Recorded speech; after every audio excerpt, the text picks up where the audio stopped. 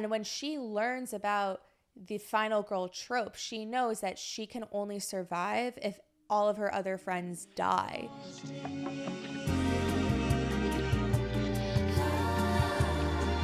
Sex is part of every fucking thing, right? Horror movies are not excluded from that. And horror movies and Halloween go hand in hand, so we're talking about it.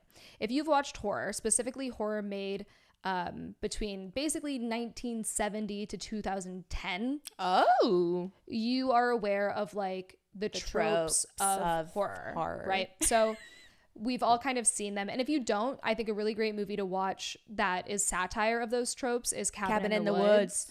But sorry, I wrote that one down. But one of the things one of the main tropes within that early genre of horror, slasher films, is the idea of the final girl.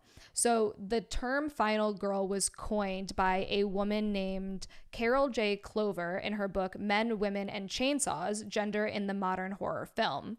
And it basically refers to the last girl or woman alive in a horror film who eventually confronts the killer and is ostensibly the last one left to tell her story. I need to talk to you. Like confrontation with the killer. So back in the day, like in the OG horror films, this final girl would be a damsel in distress, and she would need like the saving of strong men. And now we're seeing kind of a shift away from that, where the damsel can actually save herself, which is because horror has gone through a lot of change in the last, I would say, like 10, 15 years. With the invention of feminism. No, just like I Respecting think women. More females telling the stories, basically. Yeah.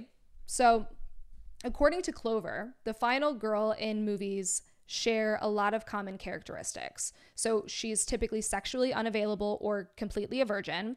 She avoids vices, so she doesn't like drink or smoke or like do any illegal drugs. She usually has a unisex name like Chris or Sydney or Avery. Interesting. Occasionally, the final girl will have a shared history with the killer, so like she will have dated him or been the neighbor or something like that. And the final girl is investigating the consciousness of the film. So she's basically the narrator. She's the viewpoint with which we're told the story. I see. And because of that, she is someone, thankfully, she has some good qualities. She is intelligent, curious, and vigilant. So she is someone who is like very much a fighter, but even as she stands alone, she doesn't feel so much victorious as she feels like I just kind of got through it. Right. Well, and before we get that, I think it's also important to note that like within those tropes, before you get to the final girl, there's usually a handful of other characters who are killed off. Yeah.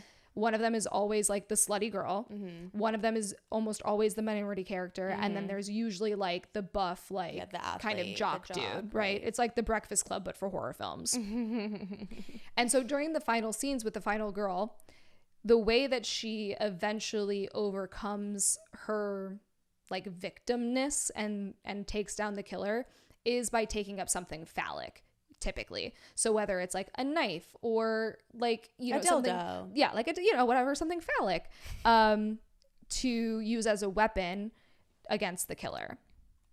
And that's how which is interesting because it's like, in order to become something survivable, you have to assume more masculine qualities. Yeah. And so like the original trope is rather sexist. I think if you look at the way that we were telling stories back then, those women were clearly supposed to be, they were rewarded for being pure, and women who were not were punished. Right. And that was the way those movies were told. Those stories were told. The girl who was punished is the inverse of the final girl, and this trope is called death by sex. It's completely the opposite.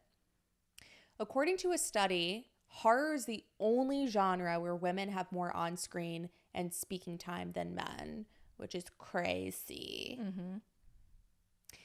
In the movie Scream, the character Randy says, I've never seen Scream, I don't know who Randy is, but this is for Flo.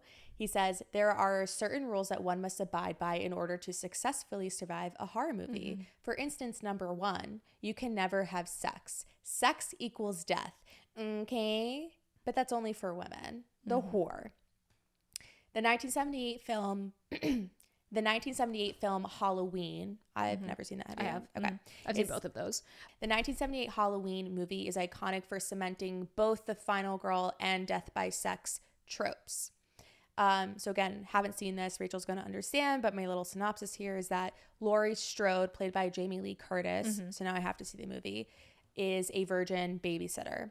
And her BFF, Linda, played by PJ Souls, it's a hilarious name, has sex with her boyfriend and Linda is murdered right after she like orgasms or has sex. Then we have the 1984 slasher film Nightmare on Elm Street.